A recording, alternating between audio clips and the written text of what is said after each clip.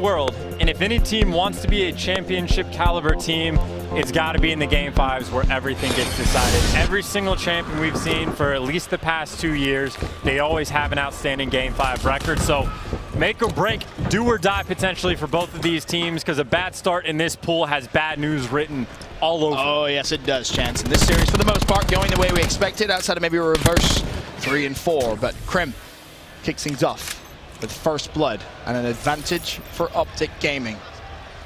And they now use that to give themselves the momentum here in that game 5, win that first round, and try and slow down E6, who are a phenomenal search and destroy team.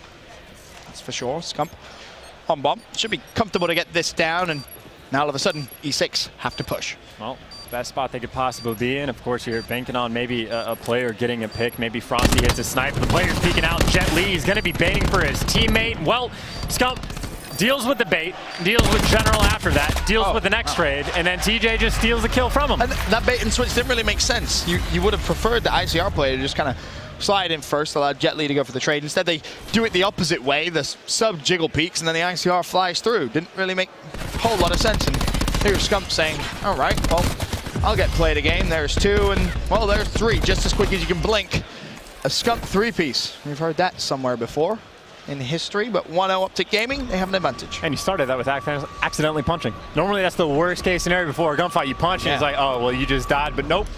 Does that and then picks up 3, makes it look easy, and is already a quarter of a way to his crash in just 1 round. So you got to imagine they'll give him the bomb every single round, try to get it down, give him the diffuses, see if he can build towards that specialist. Well, you talk about the sniper battle, no one wins it but Tjhaly. First blood with the SOG. You're talking inches there. So we're not close. Centimeters in this part of the world. Sorry, yes, you're right. Yes. Thank you. Appreciate that. Bomb. Should be good to go down. There's a trade there that comes through a nade. It's a 4v3 advantage. E6 bomb down as well. The retake from OpTic has to happen. It looks like they're trying to isolate Crim, who is isolated, and he will fall 4 versus 2. Now you have information on where Scump is. He's 1-shot stunned to work with, 275 away from streaks as well. If the stun connects, he may just wild challenge this, and that's going to be the game plan. Should find another freebie. Frosty has a sniper rifle. It's a 1v2, and if you're Scump here, you play your streaks. I was going to say, it's a hopeless situation. The bomb is down. Frosty can just snipe it until Kingdom come, and well, the 135 off is obviously the deal breaker. And again, not too far from the TAC 5 as well.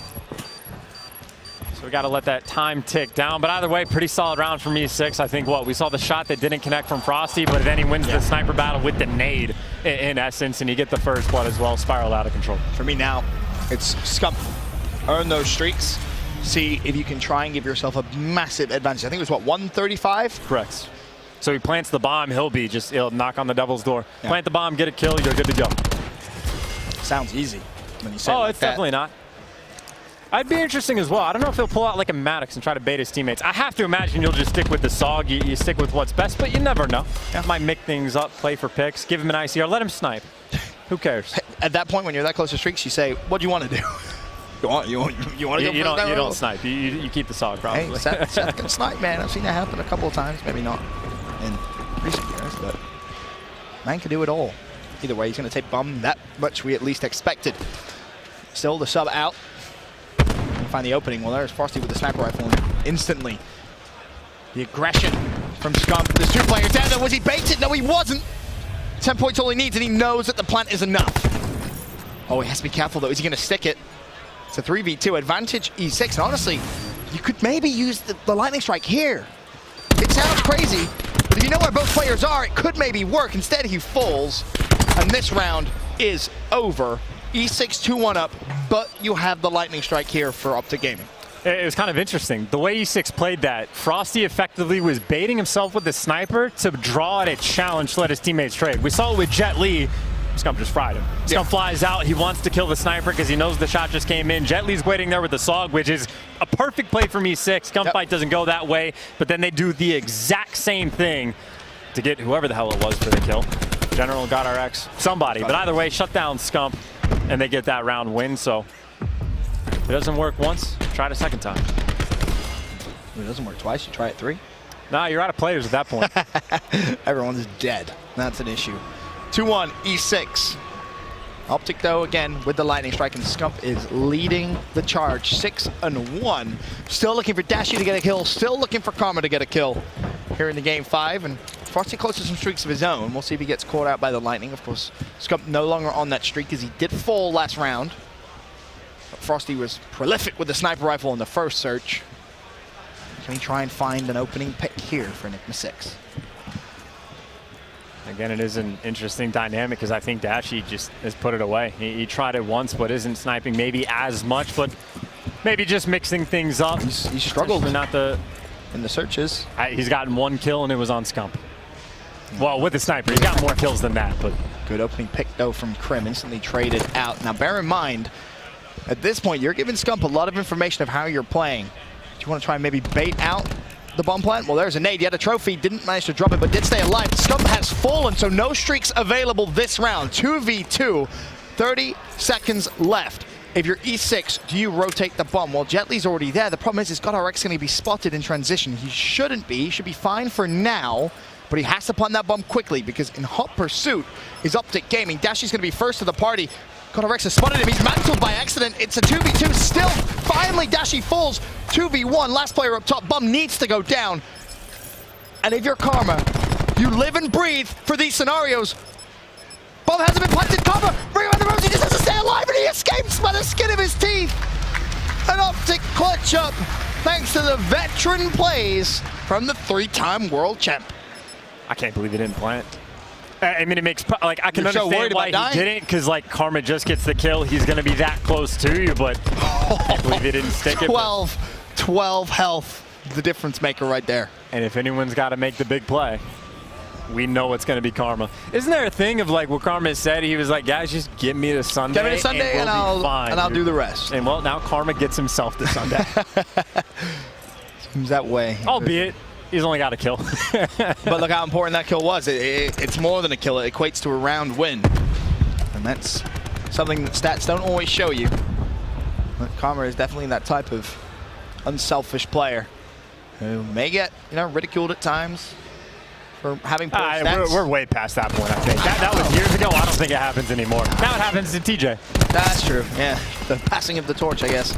But 4v2 this round. Advantage OpTic Gaming. 4v1. Has that clutch just given them enough energy to push them over the line of this Game 5 search? It's a high-pressure situation. OpTic with the lead. And maybe not. We might be getting ahead. Well, I might be getting ahead of myself, but on the map number 2, the no-scope Frosty had, and whatever round that was, that put him up 4-2 instead of tied 3-3, or something close to that. It's a momentum killer. Something like that happens in a round you feel like you should have won, and then it's just unfortunate the way it goes, and then you just feel deflated. Well, here we have Karma clutching a 1v2 that he really didn't have any right to win, right? Just 12 health he came down to. And then OpTic Gaming, just a ferocious round. They still have the lightning strike as well. And, well, the closest specialist is actually going to be TJ, a little bit past halfway to his war machine. So this might be a bit deflating for E6, but of course, just a round down.